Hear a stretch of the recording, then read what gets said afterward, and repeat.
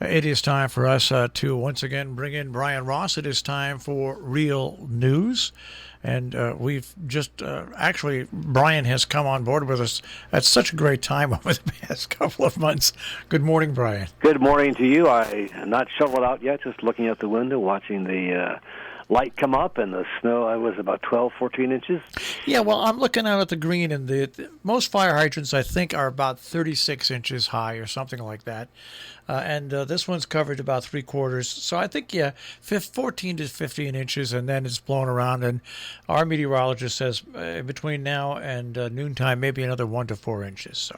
Well, there's a lot of talk about the snow days. Well, as a kid growing up, snow days were always such a treat. Here, you're already home. It's a little tough. That's exactly right. Well, let's get to the main news here. Gosh, there's so much of it. It really is a circus in Washington right about now with what's going on with COVID-19, with the financial plan that would help people. It's not a, I would call it more like an automobile bailout. That's going on. The president still not going to concede. He's going to try to take it right to the House.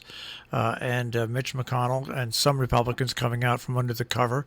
It's just been a weird week once again. I'd say it's very weird. With the CNN reporting last night, I don't know if you saw it, that the president continues to throw temper tantrums about this, and now starting to believe his own fraudulent lawsuits.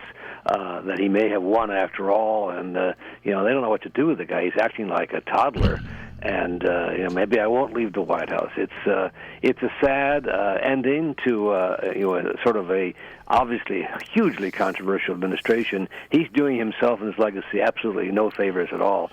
But I guess he sees it as a way, one, to continue to raise money, which he's doing, and to two, sort of satisfy his base with the threat, at least, that he could run again in 4 years.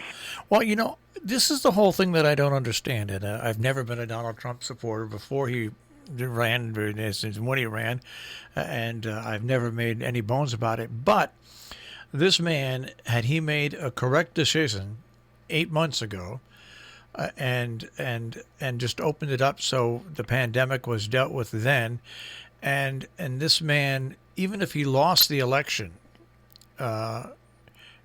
handling it the way he's handled, it's obvious. I don't think he really wants to run again, because he's counting on the 70 million people who voted for him, following him no matter what he does, and help financing what he does. Because I just can't see anybody self-destructing like this who wants to be president again, because it goes against all norms. He can go to the House. He's not going to win in the House. The Democrats control the House, so there's no way he can turn the election with the House and Senate. That's really over, and it's very hard to explain crazy, and that's what we've got here: somebody who's not thinking logically. Other than as I've seen throughout his career, there is a bottom line mentality to him, and I think he's worried about his finances, his company, and he's worried about what's going to happen given these investigations in New York State by the district attorney in Manhattan and by the New York State Attorney General. I think that's really on his mind, because there's a vulnerability there, and if they crack into his finances and the way the company was run and filed its income taxes, it filed its insurance and bank applications, they've got real exposure there. And I think that he knows that. That has to be of great concern to him. And we look on the positive side of the thing. Even though we have I think 3,000 people a day dying from COVID-19, and we've well passed now. I think we're about 310,000 dead. The good news is that we've got one vaccine out there, another one on the way. And even though it's going to take a while, at least this portion of COVID-19 in America has turned the corner, where a fight can now be had against the disease itself. But you look at the rest of the world, and once again, the poor countries, they're not even on the list to get COVID-19 until all the other rich countries use it first. It's a real have and have not split there, and you can see it for instance, in Israel, where the occupied Palestinian territories will get any access, while all of Israel does. We see it in Africa, and we see it throughout areas in Asia that is being told they're not going to get access to the vaccine until the middle of next year. So it's we're seeing an ugly thing in terms of the distribution of this, and those with the money are going to get it first. That's just the way it's going to work. And so even though there is light at the end of the tunnel, it's something to look forward to. Answer me this question, Brian: how are they going to keep people off the streets of New York City on New Year's Eve? I think that's going to be hard. Even though they're telling people not to come, they're still going to do the ball drop, and I think they're going to have a lot. I still think they're going to have people show up. Could be, but I was in New York a couple of times last week, and I would say it's about 98% mask compliant. And people are paying close attention in New York now. They've shut down the restaurants. This is going to be one of those at-home New Year's Eves. It'll be good for the TV ratings, I guess. But and we'll all watch A Wonderful Life once again. But I don't know. I think the New Yorkers that I've seen and talked to don't plan to be out there. I think this is one of those years that is going to be different than any other year in our recent memory. And we have to remember we're living in such historic times to go back and take a look at what we did, who our president was, how we reacted.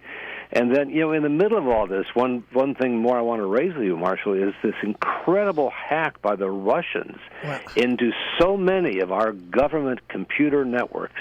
While we were all worried about Russia and the election, and no one was ever trying to downplay the impact of the Russians and make nice with Putin, his operatives were stealthily going in and successfully infiltrating dozens, if not hundreds, of key government computer networks. They're in there, and they've done such a good job that the experts are saying it'll be very hard to figure out where they are exactly because they've had enough time to cover their tracks.